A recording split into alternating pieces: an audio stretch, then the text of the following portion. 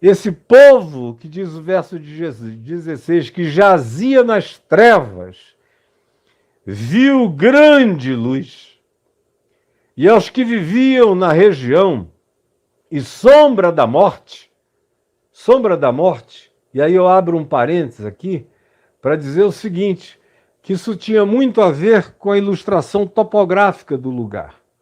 E é uma coisa que quem vai comigo a Israel sempre vê, porque eu faço as pessoas verem, porque que esse era um lugar que topograficamente era o da sombra da morte. As primeiras vezes em que eu registrei isso em vídeo, foi acho que 82 por aí, que eu acordava de madrugada para ver o sol nascer na Galileia. E às vezes eu acordava e ficava embaixo, em Tiberíades, vendo. E o sol demorava a subir, porque a cidade toda e toda aquela região é cercada de montanhas altas. Então o sol já tinha nascido no deserto da Jordânia, mas ele demorava a subir, ficava ainda escuro muito mais tempo do que nos outros lugares, porque a projeção das sombras das montanhas da Jordânia não deixavam que a luz imediata chegasse logo, bem cedinho, na Galileia. Ao mesmo tempo, à tarde. À tarde, se você fica embaixo, numa cidade como Tiberíades, e você vê que escurece mais cedo, porque o sol ainda está a pino no mar Mediterrâneo, lá no extremo de Israel, na fronteira marítima mediterrânea, está a pino. Mas as montanhas já faziam com que uma sombra se projetasse. É como, por exemplo, quem vai a Copacabana e vê que o sol começa a se pôr para quem está na areia de Copacabana, aí por volta de 3h30, 4 horas da tarde, dependendo do período do ano, a projeção dos prédios faz sombra. Para quem mora, por exemplo, em Balneário Camboriú, com aqueles edifícios de 90, 100 andares enormes em volta da praia, o sol se põe cedo, é uma praia que você praticamente só consegue usá-la razoavelmente até 1 hora, 2 horas da tarde. Depois disso, quando o sol inclina um pouquinho, já fica tudo sombreado. A Galileia era um lugar assim.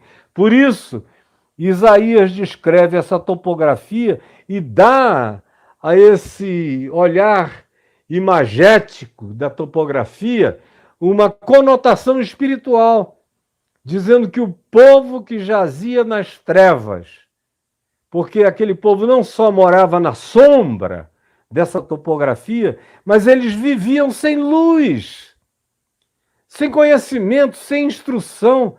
É o lugar dos possessos, dos doentes, em abundância, dos lunáticos, dos endemoninhados, dos iletrados, dos analfabetos, dos confusos, dos que tinham informações variadas.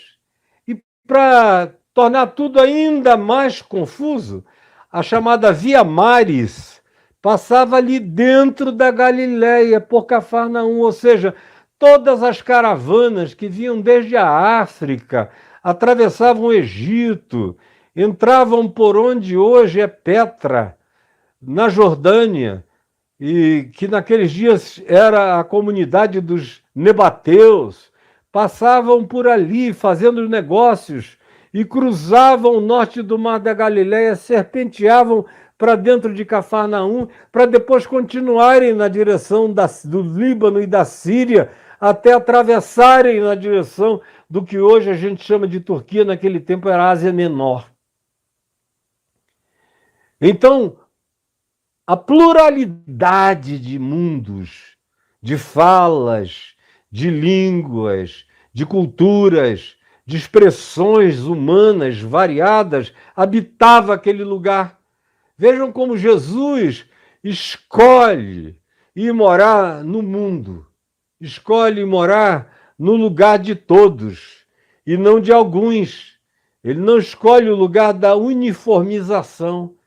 ele não escolhe o lugar da padronização, ele não escolhe o lugar da religião homogênica, ele escolhe o lugar de uma sociedade plural para ir morar lá nesse lugar.